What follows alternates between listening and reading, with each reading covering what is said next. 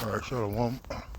For the foremost, I want to give our praise, glory, and honor to Yahweh, Ba'ashem Yahushai, Ba'ashem Harakah Kodash Barak Atam. Double honor to the apostles and the elders of the great millstone, and to all the occupants across the globe, pushing virtue with the city, want to say Shalom. I'm going to get to this topic today. It is by conservative twins, all right, and it's concerning the immigration problem and the ramifications it's had on communities in the United States. Now, we all understand that this place belonged to Gad and Issachar before Columbus came, you know. We also know that America has an issue with undocumented residents, which I'm not going to debate that issue here right now, but the point is that with these so-called, well, I ain't gonna say so-called, with these people coming in from the border, from the south of the border, they're being coddled. You know, they're receiving monthly benefits, monthly aid with food and money and housing, and they're moving these people into areas of predominantly Jake cities or Jake areas, into their buildings, into their schools. They're receiving benefits that somehow mysteriously have been made available, considering they were never made available for the citizens, so to speak, of those areas, you know. And I have another video, what I might do a lesson on it later, but kind of goes in, kind of ties into this, because this is all part of the plan, order out chaos, because with all these people coming in across the border, there's no way to identify them, there's no way to track them, there's no way to keep tabs on them.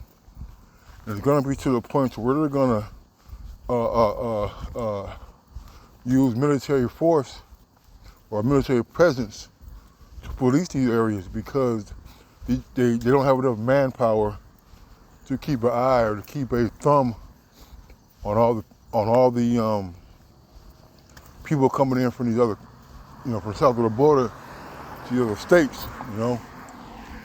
And this is just one incident. I'm sure there's a lot more. You know, I'm sure there's a lot that's not being reported. But here we go. Yeah, got a show for y'all. Got a damn good show. They have not had enough time to find more permanent housing, and they're really caught in the middle this morning.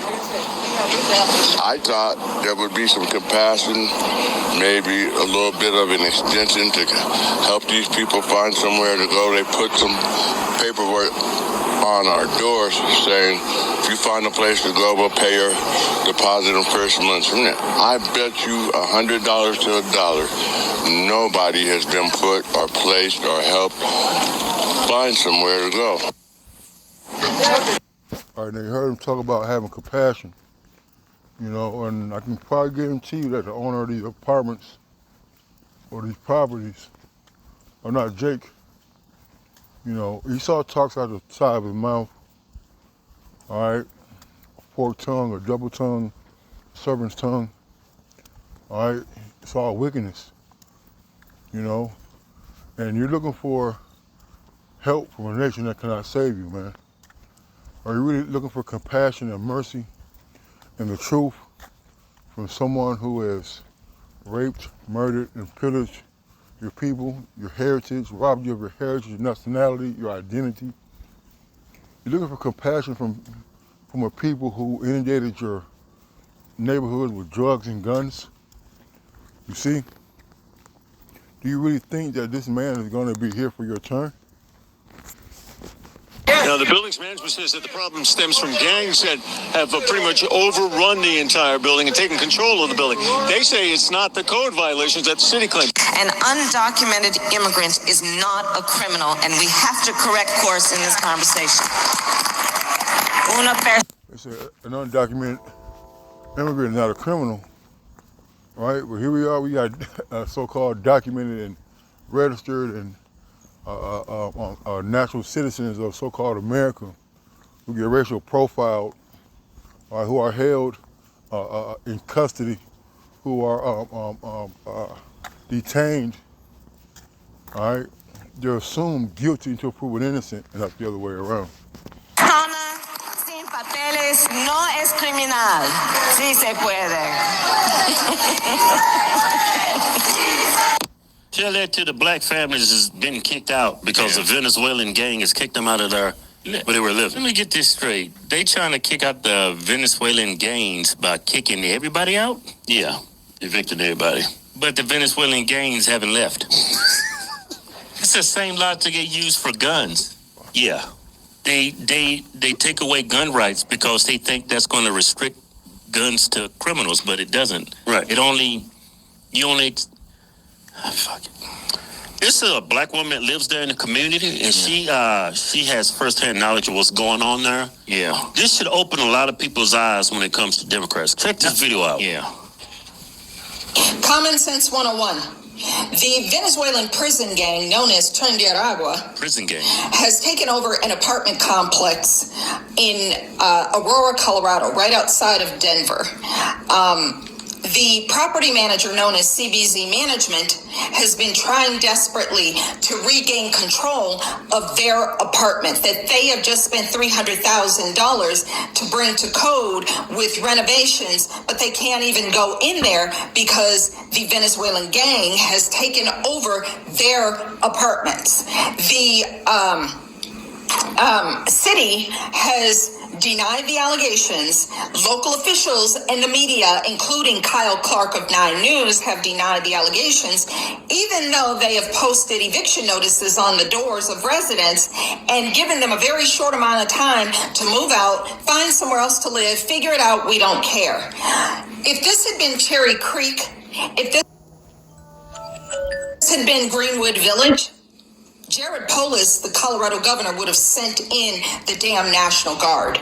But And that's the point. You know, we all know that America, there's two Americas, all right? One for Esau, all right? And one for the persona non grata, referring to the Israelites, all right?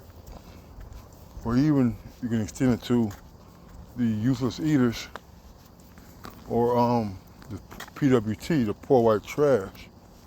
You see, because Esau doesn't care about anybody but himself. But this is scriptural, all right? This is scriptural. Let's get this. So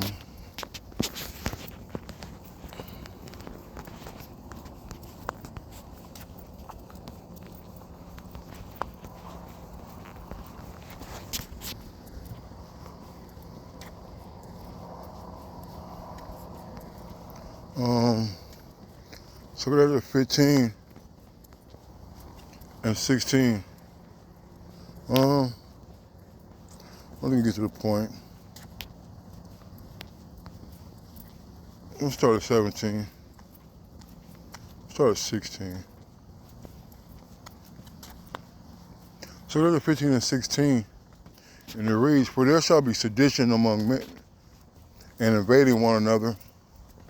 They shall not regard kings nor princes, and the course of the power, or the course of action shall stand in the power." You know, and hold on, let's get over sedition for a minute. I kind of know what it means, but I want to make sure.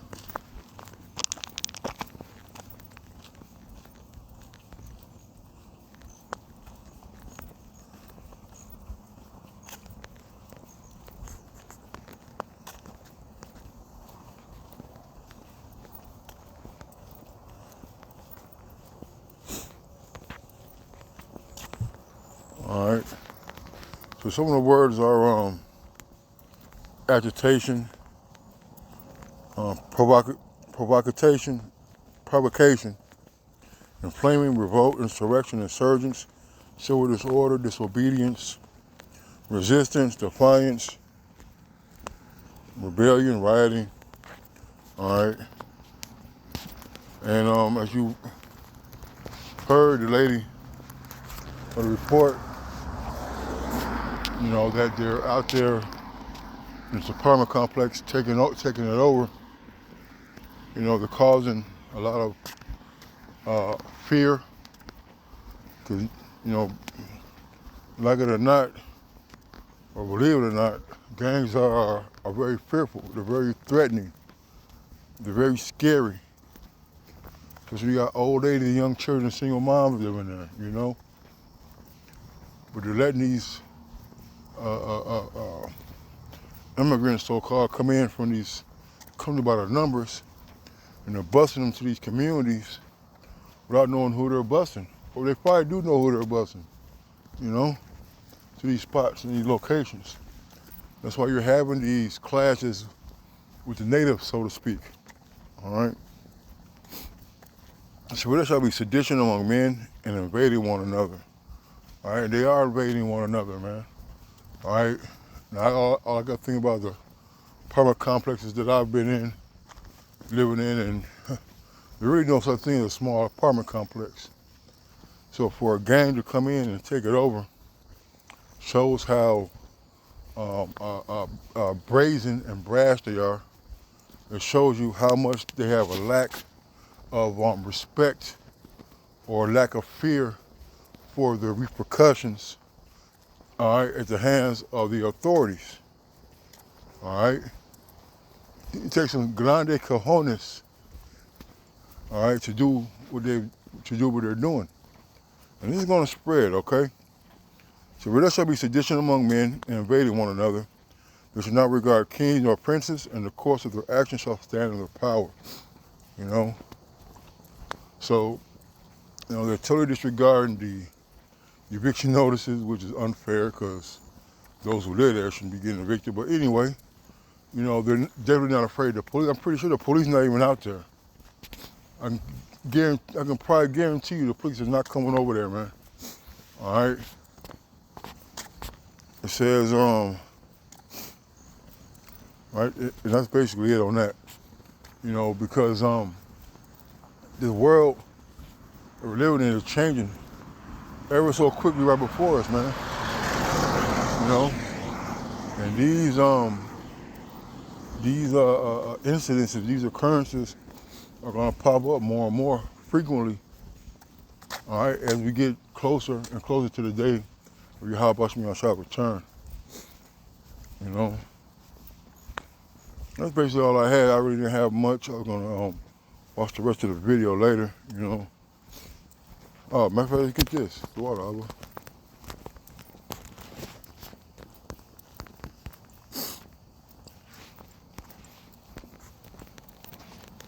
Oh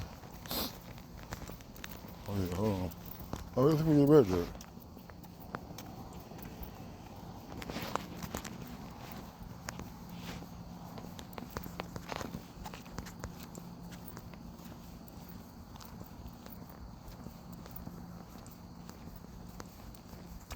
I think it's neighbor.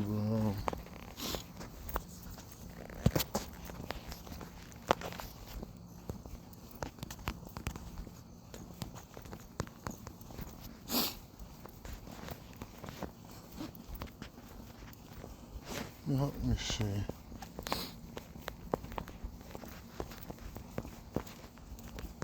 Good pity neighbor. Come on, man.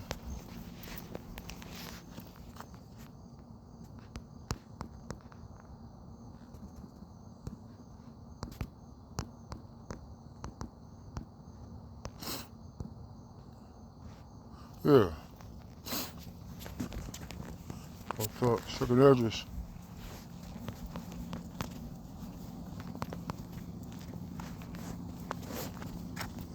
This is Second 1519. I should just kept reading.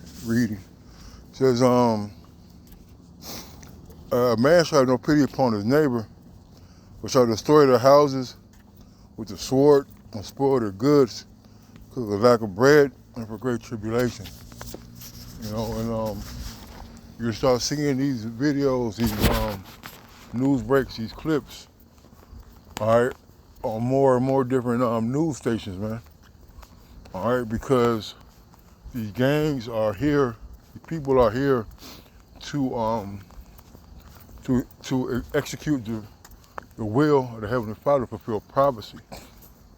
And what you people fail to realize, or maybe you do realize, just don't care, is that these Southerners, these south of the borders, all right, they can't stand Jake, man. They really despise the so-called black man here in America, man. All right, they have a let's get this.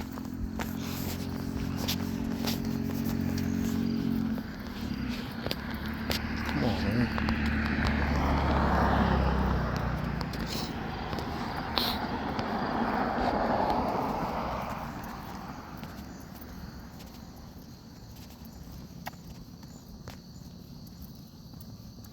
This is Deuteronomy 28 and 54. It says, so that the man that is tender among you and very delicate, his eye shall be evil toward his brother and toward the wife of his bosom and toward the remnant of the children which he shall leave. You know, we like to use it for Jake, hating Jake, but are not the Venezuelans Israelites? You see? And they're coming into these towns that are occupied by the tribes. You know, mostly, all the tribes really, mostly Southern Kingdom, and they're clashing, man. Not only is there a cultural clash, there's a spiritual clash. You see, because a lot of these people coming in, they're very intolerable of people of color. Okay, and that helps fuel the fire and the aggression when they are put in these particular areas, all right, with the Negroes. Okay, look at this. I'm gonna end it on this.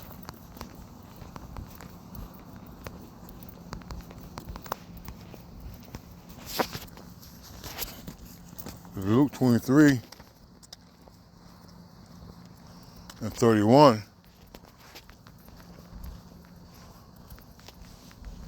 It says, for they do these things in a green tree, what shall be done in the dry? You know, they're doing all these things where things are still readily available, man. I'm pretty sure that these people are getting some type of monetary benefits. They're definitely getting a link card, so they're able to go out and to buy groceries and to buy goods, you know. But something's in them, the spirit, which is really the spirit. You watch me, I rile them up, all right. But they're taking over these places of residency and coercing, putting people under duress for them to move out of these places, man. You know? So there's more is gonna come, it's gonna get worse, it's not gonna get better. I'm gonna say shalom.